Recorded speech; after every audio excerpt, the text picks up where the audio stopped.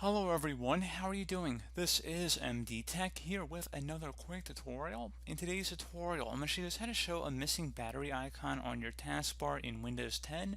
So if you notice your battery icon is missing in today's tutorial, I'm going to show you guys how to get it to come back.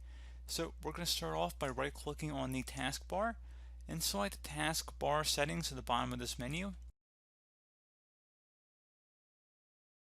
Now on the right side you want to scroll down underneath where it says turn system icons on or off. Go ahead and left click on that. Now when you see power you want to go make sure it's toggled to the on position, and then once you're done with that you just close out of here and it should resume its rightful place down your taskbar. And if it's an icon in your hidden icon area, you can always click this little up arrow. You can always drag it over to your system tray. So again, pretty straightforward process there, guys. Do hope that I was able to help you out, and I do look forward to catching you all in the next tutorial. Goodbye.